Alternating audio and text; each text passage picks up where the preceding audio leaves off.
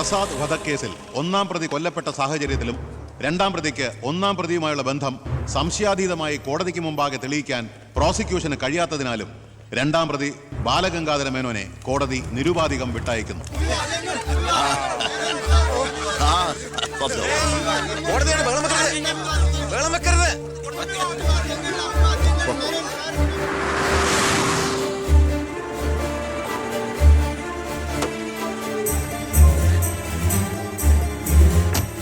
ലക്ഷ്മി, ലക്ഷ്മി, അറിഞ്ഞോ നീയെ? ഞാൻ കേസ് ജയിച്ചടി. ഞാൻ നിരപരാധിയാണെന്ന് കോടതിക്ക് ബോധ്യായി. പത്രക്കാരുടെയും ടി വിക്കാരുടെയും മുമ്പിൽ വെച്ച് നിന്റെ പുന്നാരമോൻ വീരവാദം മുഴക്കിയതല്ലേ?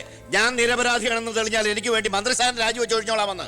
നീ ചെന്ന് പറയടി അവനോട് രാജിവെക്കാൻ. നിങ്ങൾക്ക് എന്താ ഭ്രാന്ത് പിടിച്ചോ? ഭ്രാന്തായിരുന്നടി, അധികാരം കയ്യില്ലാത്തന്റെ ഭ്രാന്ത്. എനിക്ക് അറിയാൻ പാടില്ലാണ്ട് ചോദിക്കുക, നിങ്ങൾക്ക് ഇതുവരെ മന്ത്രിയായി കൊതി തീർന്നില്ലേ? ഇല്ല, എന്റെ ഏറ്റവും വലിയ ലഹരിയാ അധികാരം, മന്ത്രിസ്ഥാനം. മനസ്സിലാവില്ല നിനക്കൊന്നും. എനിക്ക് മന്ത്രിയായിട്ട് തന്നെ ജീവിക്കണം, മന്ത്രി കസേരയിൽ ഇരുന്ന് തന്നെ മരിക്കണം.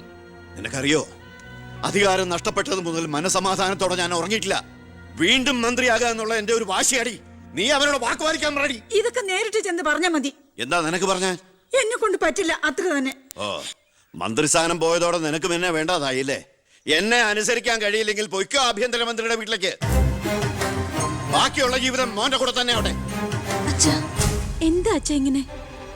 അച്ഛനൊഴികെ ഈ നാട്ടിലെല്ലാവരും വാനോളം പുകഴ്ത്ത ഏട്ടന് ഇങ്ങനൊരു മന്ത്രിയെ കിട്ടിയതിൽ അഭിമാനിക്കുക. മക്കൾ തങ്ങളെക്കാൾ വലുതാവണമെന്ന് എല്ലാ അച്ഛനമ്മമാരുടെ ആഗ്രഹം.